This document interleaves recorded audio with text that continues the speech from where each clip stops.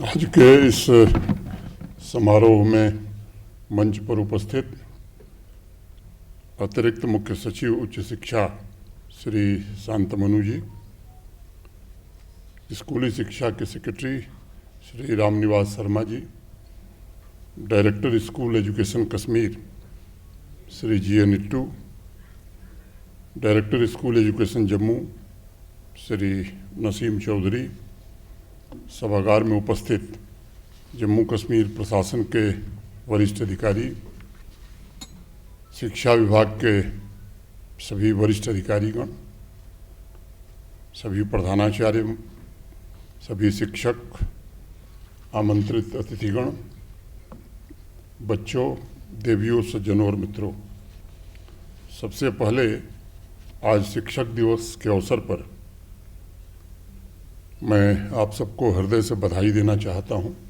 शिक्षक दिवस की भारतवर्ष के पूर्व राष्ट्रपति महान शिक्षाविद डॉक्टर सर्वपल्ली राधाकृष्णन जी को नमन भी मैं करता हूं और सभी गुरुजनों को, टीचर्स को ढेर सारी शुभकामनाएं देता हूं। जिन शिक्षकों को सम्मानित किया गया है, पुरस्कृत किया गया है, उनको हृदय से बधाई देना चाहता हूं और स्कूली शिक्षा विभाग की सराहना करता हूं कि कुछ नई कैटेगरीज भी, भाषा, योगा और ऐसे लोग जो फिजिकली चैलेंज्ड हैं, इनको सम्मानित करके एक नई परंपरा स्कूल शिक्षा विभाग ने जम्मू कश्मीर में शुरू की है। ये पहल निश्चित रूप से सराहनीय है।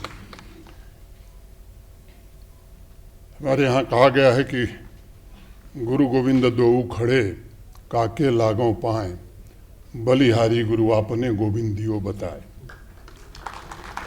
अगर गुरु और भगवान दोनों सामने हैं तो किसको प्रणाम पहले किया जाए? तो स्वयं ईश्वर ने ही कहा कि पहले गुरु को प्रणाम करो, फिर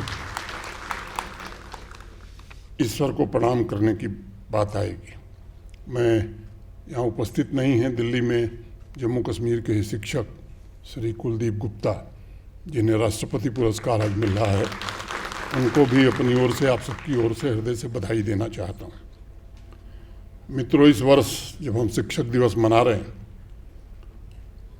तब तीव्र गति से हो रहे वैश्विक परिवर्तनों के बीच एक बड़ी चिंता उभर के सामने आई है, खास तौर से जम्मू कश्मीर की वर्तमान परिस्थितियों को देखते हुए। वो क्लाइमेट चेंज की चिंता है और उसकी वजह से बढ़ती प्राकृतिक आपदाओं को लेकर जो परिस्थितियां पिछले 10 दिनों में जम्मू कश्मीर में पैदा हुई हैं, उसने सबको विचलित किया है। अगस्त का महीना जम्मू और कश्मीर दोनों संभागों के लिए बड़ा ही चुनौतीपूर्ण था। विशेष रूप से जम्मू संभाग बहुत ज़्यादा प्रभावित रहा और संभाग के लगभग सभी 10 जिलों में एक के बाद एक अनेक प्राकृतिक आपदाएं आईं, जिससे सामान्य जनजीवन पूरी तरह से अस्त व्यस्त हुआ। अनेक नागरिक प्राकृतिक हादसे के शिकार हो गए, लोगों की संपत्ति का बड़ा भारी नुकसान हुआ, इंफ्रास्ट्रक्चर पूरी तरह तबाह हुआ है और कई दिनों तक जीवन पूरी तरह थम गया था। ऐसे जो लोग दिवंगत हुए, उनकी पुण्य स्मृति को मैं प्रणाम करता हूँ। ये मंजर देश के बाकी हिस्सों में भी देखने को मिला है, आप सब पढ़ भी रहे होंगे, सुन भी रहे होंगे। विशेष रूप से हिमालयन क्षेत्र, हिमालयन रीजन के कई राज्यों को भीषण प्राकृतिक आपदाओं का सामना करना पड़ा है। आम जनजीवन पुनः व्यवस्थित हो, लोगों का सही तरीके से पुनर्वास हो सके, इसके लिए भारत के आदरणीय प्रधानमंत्री और भारत सरकार पूरी तरह प्रतिबद्ध है।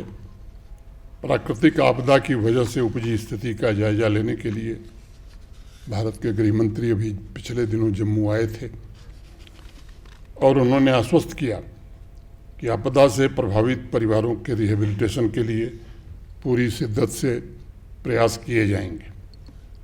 जो डैमेज हुआ है, नुकसान हुआ है, उसके असेसमेंट के लिए 3 तारीख को भारत के गृह सचिव की अध्यक्षता में इंटर मिनिस्टीरियल कमेटी की मीटिंग भी हो चुकी है।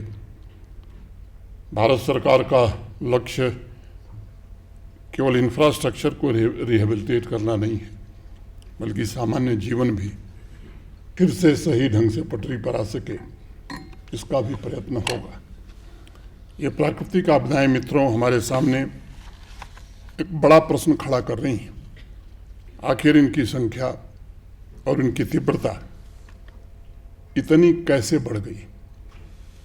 जब जम्मू कश्मीर, हिमाचल प्रदेश, उत्तराखंड, बाकी आसपास के दिल्ली, पंजाब जैसे राज्य प्रकृति की विभीषिका झेल रहे थे, तो दुनिया की तरफ अगर आप निगाह ले जाएंगे तो विश्व के अनेक हिस्सों में भी तबाही की खबरें आ रही थीं।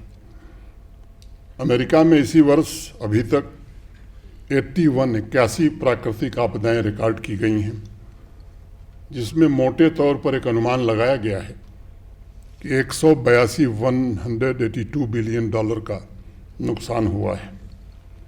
यूरोप का डेटा इस साल का उपलब्ध नहीं है, लेकिन लास्ट ईयर 2024 का जो डेटा उपलब्ध है उसके अनुसार इन प्राकृतिक आपदाओं की वजह से लगभग 45 बिलियन डॉलर का नुकसान वहाँ भी हुआ है। ये इस बात का संकेत है कि समय के साथ आपदा की घटनाओं की संख्या में लगातार बढ़ोतरी हो रही है और अभी तक के अध्ययन स्टडी के मुताबिक पिछले 50 वर्षों में प्राकृतिक आपदाओं में लगभग 5 गुना वृद्धि हो गई है पहले की तुलना में। अगर आज दुनिया भर के आंकड़े का औसत निकाला जाए तो प्रतिवर्ष पूरे दुनिया में 6800 प्राकृतिक आपदाओं का सामना दुनिया के लोगों को करना पड़ रहा है, यानी लगभग 567 प्राकृतिक आपदाएं प्रतिदिन विश्व की मानवता को प्रभावित कर रही हैं। और इन आपदाओं में 42% फ्लैश फ्लड ये रिकॉर्ड किए गए हैं। पिछले वर्ष अगर पूरी दुनिया में प्राकृतिक आपदाओं में हुए नुकसान का केवल अनुमान अगर हम करें तो 2024 में कुल नुकसान 320 बिलियन डॉलर का हुआ है। 15,000 से ज़्यादा नागरिकों को अपनी जान गंवानी पड़ी है।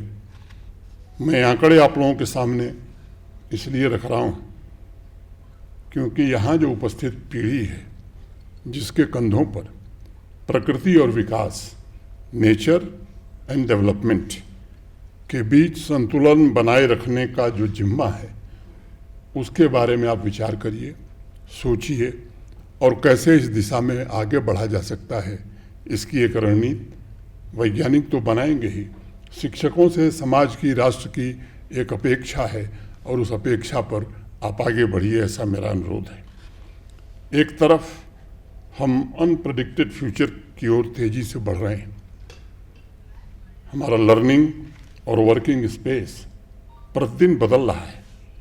दूसरी तरफ नई टेक्नोलॉजी, इंडस्ट्रियल इकोसिस्टम और सोशल नॉर्म को भी पूरी तरह से बदल रही है। प्रकृति का प्रकोप दिन प्रतिदिन बढ़ता जा रहा है। क्लाइमेट चेंज और अनसस्टेनेबल डेवलपमेंट की वजह से ग्लोबल टेम्परेचर अभी तक 1.1 सेंटीग्रेड बढ़ गया है। ऐसे में दो बड़े फेमस स्टेटमेंट, दो वक्तव्य मुझे याद आ रहे हैं and I would like to quote. 1963 में लियोन मैगिन्सन ने एक बात कही कि परिवर्तन के दौर में अक्सर सबसे मजबूत और सबसे बुद्धिमान प्रजाति भी जीवित नहीं रह पाती है, बल्कि जीवित रहने वाली प्रजाति वह होती है जो बदलते परिवेश के साथ सबसे बेहतर ढंग से अनुकूलन और समायोजन करने में सक्षम होती है। दूसरा स्टेटमेंट, दूसरा वक्तव्य 2016 में एक राइटर हैं जॉर्ज हॉफमैन, उन्होंने दिया और कहा उन्होंने कि हम ऐसी स्थिति में हैं जहां लोग अब दुनिया को समझ नहीं पा रहे, क्योंकि ये बदल बहुत तेज गति से हो रही है। मित्रों, मैं मानता हूं कि इन दो वक्तव्यों के आधार पर आज मैं कह सकता हूं कि हमारी नई पीढ़ी के सामने आज दोहरी चुनौती है। एक तरफ उन्हें जहां प्राकृतिक परिवेश में हो रहे बदलाव के साथ कदम से कदम मिलाकर चलना है, दूसरी तरफ तेज गति से हो रहे वैश्विक परिवर्तन में भारत को कैसे हम सर्वोच्च स्थान दिला सकें, इसके लिए कोशिश भी करनी है। एक पुरानी कहावत है हमारे यहाँ, God always forgives, God always forgives, man often forgives, nature never forgives. और इसलिए जो नई जनरेशन हमारी है उसे सस्टेनेबल डेवलपमेंट पर निश्चित रूप से ध्यान केंद्रित करना होगा। और इसके लिए आप सबसे मेरा आग्रह होगा कि आप इस पर गंभीरता से विचार करें, ताकि हम हजारों वर्ष पुरानी प्रकृति के साथ जिस सामंजस्य से जीने के हम आदी थे, उस परंपरा को कैसे हम पुनर्जीवित कर सकते हैं। नई पीढ़ी को इस परंपरा के साथ जीना और इस परंपरा का प्रसार करना, ये दोनों जिम्मा उठाना होगा। हजारों वर्ष पूर्व हमारे यहाँ अथर्ववेद में हमारे पूर्वजों ने जो प्रार्थना की, उसमें कहा, पहाड़, पेड़ और पौधों से संपन्न यह पृथ्वी केवल भारत का नहीं, समस्त मानवता और उसकी संपूर्ण विविधता का इस तरह पोषण करे जिससे वे एक दूसरे के विकास में सहायक बनकर पूर्ण तादात्म्य से समृद्धि की ओर बढ़ सकें।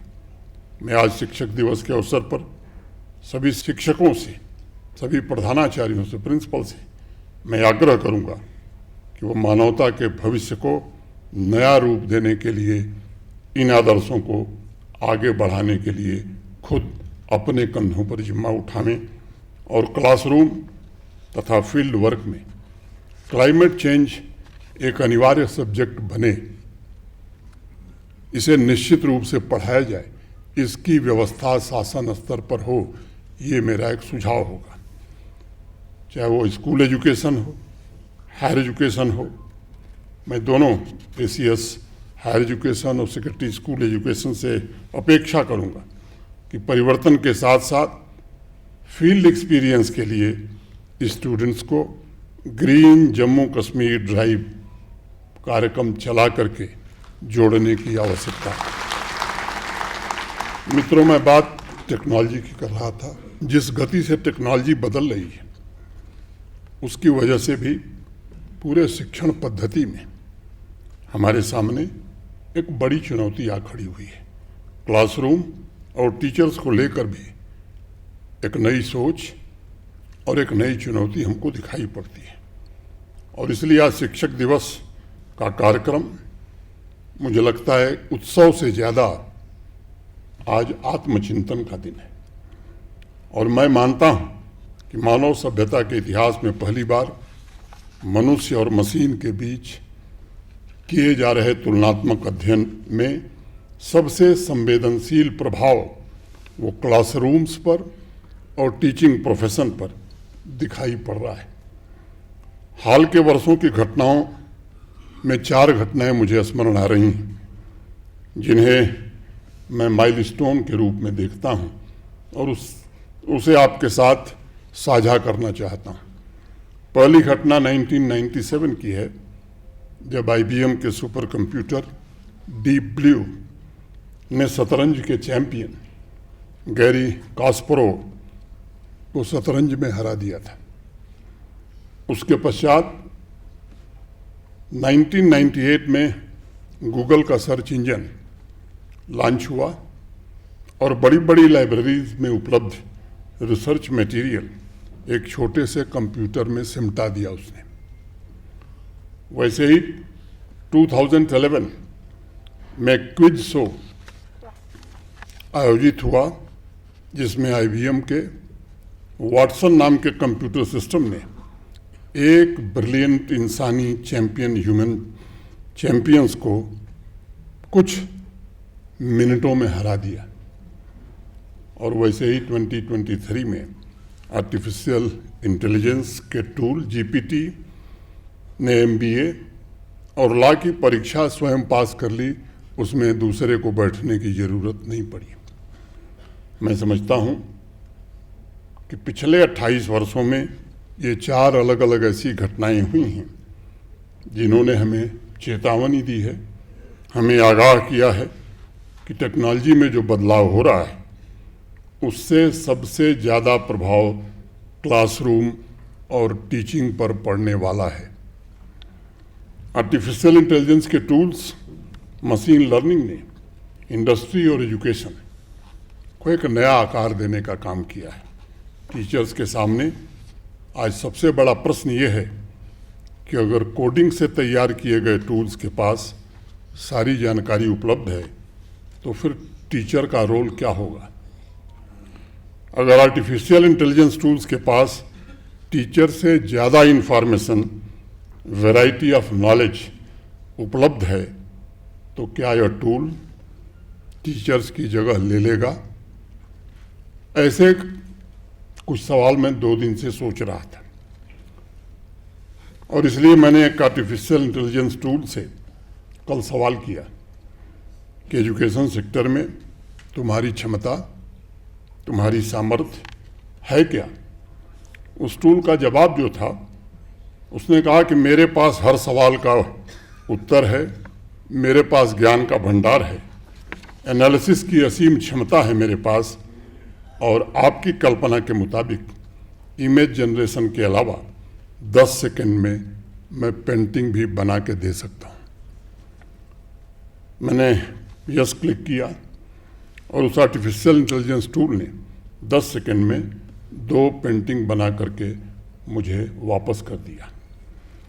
ये घटना मुझे ही नहीं हैरान कर रही होगी, आप सबको हैरान करेगी। इससे टेक्नोलॉजी में आए रिवॉल्यूशन का अंदाज़ा आप लगा सकते हैं। अगर आर्टिफिशियल इंटेलिजेंस के टूल्स सभी सवालों का जवाब दे सकते हैं, चाहे वो मैथमेटिक्स हो, साइंस हो, लिटरेचर हो, हिस्ट्री हो, अगर इनको पढ़ा भी सकते हैं, तब ऐसी स्थिति में टीचर्स को, पूरे एजुकेशन सिस्टम को कैसे रीइमेजिन किया जा सकता है, इस पर विचार करने की आज महती आवश्यकता है। आर्टिफिशियल इंटेलिजेंस के टूल्स के पास इंफॉर्मेशन का इतना बड़ा भंडार है, उसके पास रियल टाइम रिसर्च की इतनी बड़ी क्षमता है कि जब तक टीचर लाइब्रेरी में जाकर या इंटरनेट के जरिए किसी विषय पर गहन जानकारी हासिल करेंगे, तब तक ये जो टूल है पूरी एनालिसिस के साथ रिसर्च भी सामने रख सकता है। अब आपको आत्मचिंतन करना होगा और आत्मचिंतन करके निर्णय लेना होगा कि आपकी एक्सपर्टीज़ क्या है, क्योंकि इससे तो आप अपनी तुलना नहीं कर सकते, इसके मुकाबले आप खड़े भी नहीं हो सकते। आपकी वो एक्सपर्टीज़ जो आर्टिफिशियल इंटेलिजेंस टूल्स के पास नहीं है, वही आपके काम आने वाली है। आज शिक्षक दिवस के अवसर पर मैं आपसे इस संबंध में कुछ बातें और साझा करूंगा।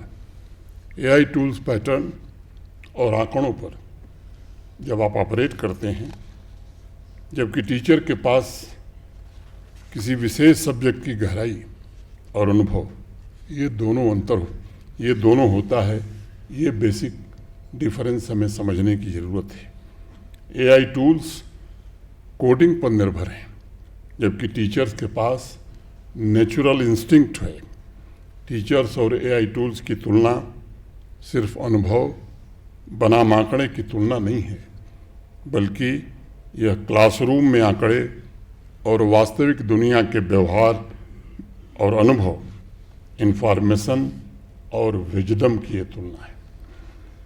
बच्चों को एजुकेशन का जीवंत अनुभव ये टूल्स नहीं दे सकते, ये टीचर, शिक्षक ही दे सकते हैं। ये AI टूल्स के बस की बात नहीं है। AI टूल्स पैटर्न और आंकड़ों के माध्यम से स्टूडेंट्स को परीक्षा में पास होने लायक जानकारी तो दे सकते हैं, लेकिन हर स्टूडेंट की रुचि, उसके पैशन, उसके इमोशन, उसको तो क्लासरूम में टीचर ही समझ सकता है और उन बच्चों में मानवीय संवेदना पैदा कर सकता है। सिर्फ ज्ञान का भंडार एकत्र करने और स्पीड के साथ उस ज्ञान का विश्लेषण करने में एआई टूल्स को टीचर नहीं हरा सकते, क्योंकि कोडिंग द्वारा उसके पास एक यूनिक अद्भुत पावर है, लेकिन वास्तविक दुनिया के अनुभव के मामले में वह टीचर से बहुत पीछे होगा। ये हमें ध्यान में रखने की आवश्यकता है। एक टीचर की सबसे ख़ास बात यह है कि टीचर क्लास में मानवीय स्पर्श लेकर के आता है। टीचर और स्टूडेंट के बीच एक अनोखा रिश्ता होता है, जो माँ बाप और ईश्वर के रिश्ते से भी ऊपर होता है। एआई टूल्स किसी स्टूडेंट को जानकारी तो दे सकता है, लेकिन उसे प्रेरित नहीं कर सकता है, इंस्पायर नहीं कर सकता है। यह काम केवल और केवल एक गुरु, एक टीचर, एक शिक्षक कर सकता है। अगर क्लासरूम में कोई स्टूडेंट इमोशनली डिस्टर्ब है, तब उसे एक टीचर ही गले लगाकर सहारा दे सकता है। ये टेक्नोलॉजी यहाँ काम नहीं आएगी। एआई टूल्स के बस की बात है ही नहीं, और इसलिए मैं मानता हूँ कि आपके पास जो एक्सपर्टीज़ है वो एआई टूल्स के पास नहीं है, टेक्नोलॉजी के पास नहीं है। ये सही समय है जब हम उसी के अनुरूप पूरे एजुकेशन सिस्टम को रीइमेजिन करें। अभी मेरे पूर्व सचिव school education, ACS higher education ने एनईपी 2020 की बात करी है, राष्ट्रीय शिक्षा नीति 2020। मैं मानता हूं कि सदी का नई पीढ़ी को सबसे अनुपम उपहार यही है। पूरी दुनिया में नॉलेज इकॉनमी की बात अब हो रही है। जब दुनिया को नॉलेज इकॉनमी के बारे में कुछ पता नहीं था, तब मैं समझता हूं कि हमारे पूर्वज नॉलेज इकॉनमी दुनिया से बेहतर जानते थे, और ये एनईपी में संभावना है कि फिर से भारत को दुनिया में सर्वोच्च स्थान दिला सकती है। और इसलिए मैं सभी टीचर्स से अनुरोध करूंगा कि आप स्टूडेंट्स के भीतर इंफॉर्मेशन भरना बंद कर दीजिए। ये काम आपसे बेहतर ये टेक्नोलॉजी के टूल्स कर देंगे। आपकी जिम्मेदारी होनी चाहिए कि अपने एक्सपीरियंस, अनुभव, अपने विजडम्स, इससे स्टूडेंट्स में जो बात शर्मा जी कह रहे थे, life skills, critical thinking, creativity, scientific temper, curiosity, ये बच्चे में हम कैसे पैदा करें, इसमें ध्यान लगाने की ज़रूरत है। आपको टीम वर्क और दृढ़ता जैसे मूल्य स्टूडेंट्स को सिखाने की ज़रूरत है। एआई टूल्स स्टूडेंट्स को पेशेंस की, धैर्य की परिभाषा तो बता सकता है, लेकिन बच्चे को धैर्य तो केवल टीचर ही सिखा सकता है। और इसलिए आज मैं एक और आग्रह करना चाहूँगा, आप सभी सम्मानित टीचर्स, जब टीचिंग की पुरानी परिभाषा को अब बदल देने की आवश्यकता है। टीचिंग का मतलब सिर्फ सिलेबस और किताब में भरे ज्ञान को स्टूडेंट्स के दिमाग में ट्रांसफ़र करना ये नहीं है। टीचिंग का काम एक जौहरी का है। टीचिंग का मतलब है जो अनगढ़ हीरा आपको बच्चे के रूप में मिला है, उसे कैसे आप अच्छा गढ़ पाते हैं, कैसी पॉलिश आप करते हैं कि उसका व्यक्तित्व चमकने लगे। उसे आग से गुजार कर सोना बनाना, ये आपका दायित्व है। टीचिंग का मतलब सिर्फ ज्ञान देना नहीं है, बल्कि टीचिंग का असली मतलब है स्टूडेंट्स के साथ कनेक्ट हो जाइए, कनेक्शन स्थापित करिए और अपने एक्सपीरियंस से उसको प्रेरित करिए, ताकि उसमें क्रिटिकल थिंकिंग, प्रॉब्लम सॉल्विंग और क्रिएटिविटी जैसे स्किल्स आप पैदा कर सकें। टीचर्स की जिम्मेदारी है, सपने की बात अभी शर्मा जी कह रहे थे, कि स्टूडेंट्स को बड़े सपने देखने के लिए प्रेरित करें, उनके चरित्र निर्माण, कैरेक्टर बिल्डिंग पर ध्यान केंद्रित करें, साइंस के साथ उनके अंदर संस्कार कैसे आवें इसमें अपना ध्यान केंद्रित करें और उस यूनिक पर्सनैलिटी को जो बच्चे के अंदर है विकसित करने में मदद करें। टीचिंग का सबसे बड़ा उद्देश्य यह है कि एक स्टूडेंट संपूर्ण रूप से जीवन की चुनौतियों का सामना करने के लिए आपके द्वारा तैयार किया जा सके, उसका व्यक्तित्व तेज गति से हो रहे परिवर्तन के साथ कदम से कदम मिलाकर चल सके। इसमें आपको ध्यान लगाने की आवश्यकता है। आज आप सभी से मेरा एक और आग्रह है, टीचर्स को टेक्नोलॉजी के साथ प्रतिस्पर्धा नहीं करनी है, बल्कि स्टूडेंट्स के भविष्य के लिए टेक्नोलॉजी का कैसे इस्तेमाल किया जाए ये सोचने की ज़रूरत है। मैंने एआई टूल्स और टीचर्स की तुलना इसलिए की कि आप अपने विशेष गुणों को पहचान सकें, समझ सकें, आत्मचिंतन कर सकें और टेक्नोलॉजी को अपना कंपटीटर नहीं बल्कि उसे अपना असिस्टेंट बना करके स्टूडेंट के सवालों का उत्तर दें। रियल टाइम रिसर्च में एआई टूल्स की मदद जरूर लीजिए, लेकिन आपका काम वहीं तक सीमित नहीं है। मुझे विश्वास है कि टेक्नोलॉजी क्लासरूम में एक वर्चुअल असिस्टेंट की तरह एजुकेशन सिस्टम को और सुदृढ़ बनाएगी और हम फ्यूचर ह्यूमन रिसोर्स अच्छे ढंग से तैयार कर सकेंगे। भारत को नॉलेज इकॉनमी बनाने के लिए हमें प्राइमरी एजुकेशन से लेकर हायर एजुकेशन तक बड़ा ट्रांसफॉर्मेशन करना होगा। बड़े धैर्य के साथ हमें quality, demand driven skill, life long learning skill बच्चों में डेवलप करना होगा। हमें सिर्फ नंबर्स पर आधारित गोल्ड मेडलिस्ट नहीं बल्कि इनोवेशन, नई सोच, नए विचार पर आधारित गोल्ड मेडल सिस्टम स्थापित करना होगा। स्टूडेंट्स में रिस्क लेने की क्षमता को भी हमें पुरस्कृत करने की आदत डालनी होगी और इसलिए मैं स्कूल एजुकेशन तथा हायर एजुकेशन दोनों डिपार्टमेंट से आग्रह करूंगा कि पुरस्कारों में gold medal, certificate of merit के अलावा ऐसे पुरस्कार के बारे में भी सोचिए कि उस वर्ष हर स्टूडेंट को दिया जाए जिसने धारा के विपरीत चलकर कुछ नया करने, नया इन्वेंट करने या नया क्रिएट करने का साहस दिखाने का जज्बा दिखाया।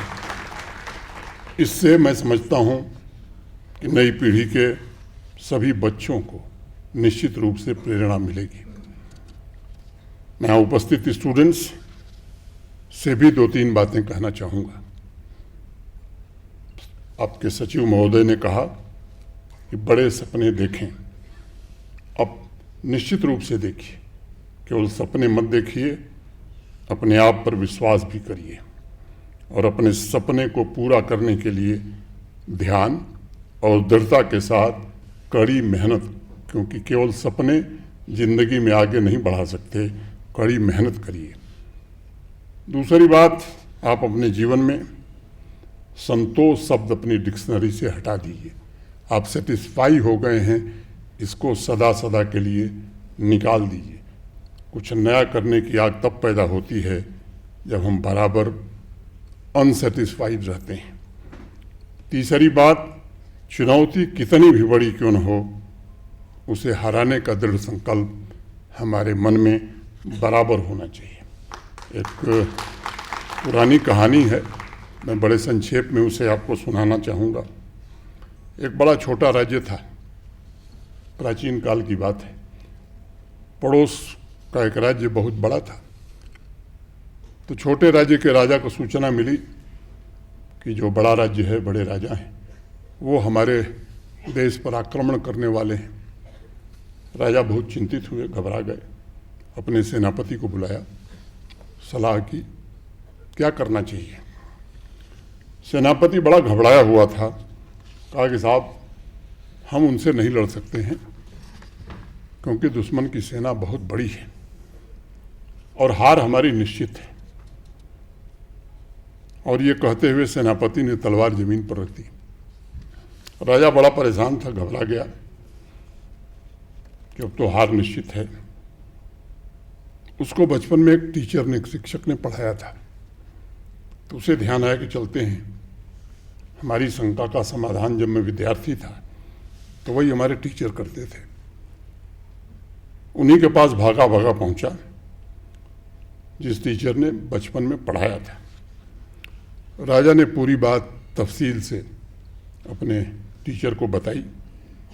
टीचर वृद्ध हो गए थे, लेकिन जैसे ही उन्होंने राजा का प्रश्न सुना तो कहा कि मेरे पास इसका समाधान है। तो राजा ने कहा कि क्या समाधान है? तो उन्होंने कहा दो काम करो, एक तो अपने सेनापति को गिरफ्तार करके जेल में डाल दो और दूसरा मुझे अपना सेनापति घोषित कर दो।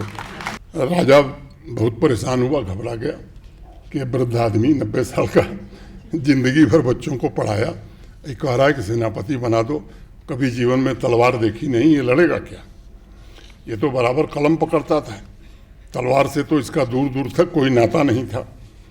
लेकिन राजा को बड़ा भरोसा था क्योंकि वो उसके आदर्श शिक्षक थे, आदर्श गुरु थे। तो जो टीचर ने कहा राजा ने वही किया, सेनापति को अरेस्ट किया और टीचर को सेनापति घोषित कर दिया।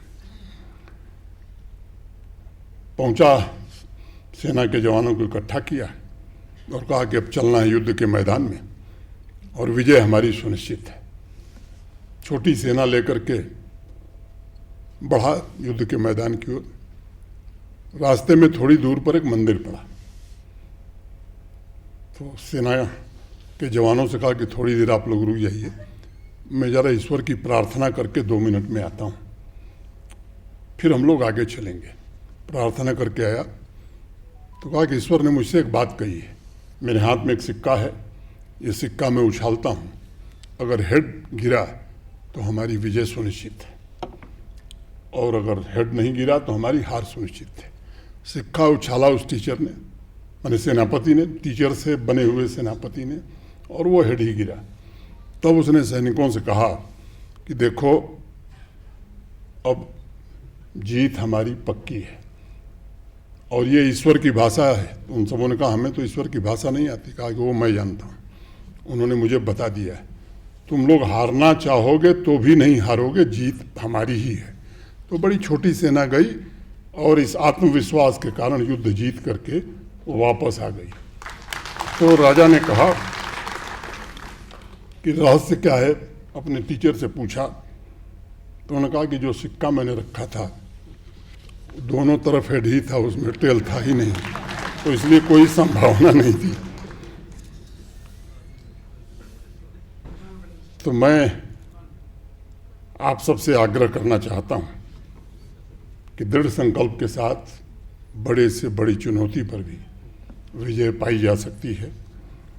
जिस तरह से सेना ने नियत कर्म और जीत के लक्ष्य पर विश्वास के साथ ध्यान दिया था, वो काम आपको भी करना है। हम जीत इसलिए गए कि जीत की सोच पैदा हो गई, उस युद्ध में जीत इसलिए हुई, मन में ये विचार गहरा हो गया कि हम हार नहीं सकते।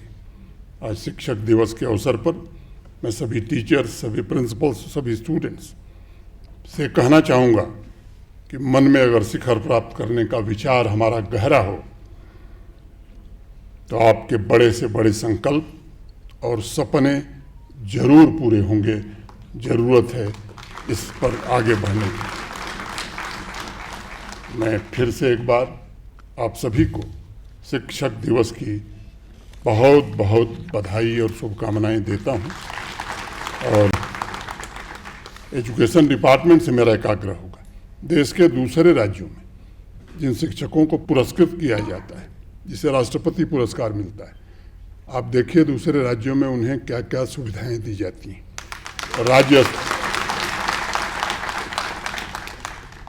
राज्य स्तर पर जिन शिक्षकों को सम्मानित किया जाता है या पुरस्कृत किया गया है, उन्हें हम क्या दे सकते हैं, इस पर महीने भर में देश के बाकी राज्यों से तुलना करके एक प्रारूप बना सरकार को वो जल्द से जल्द शिक्षकों को बताना चाहिए। इतनी ही बात कह करके आप सबके प्रति मैं हृदय से कृतज्ञता व्यक्त करते हुए, और संचालक महोदय ने इतना शेर पढ़ा और कहा कि मैं भी पढ़ता हूँ, तो अंत में जो याद आया वही कह दूं कि कुछ और, तो 2 लाइन मैं भी कह देता हूं कि जली है आग में जब जब भी शहर की सड़कें, जली है आग में जब जब भी शहर की सड़कें, मेरे ही पाँव के छालों ने कुछ नमी दी है, मेरे ही पाँव के छालों ने कुछ। बहुत बहुत धन्यवाद। जय हिंद, जय भारत।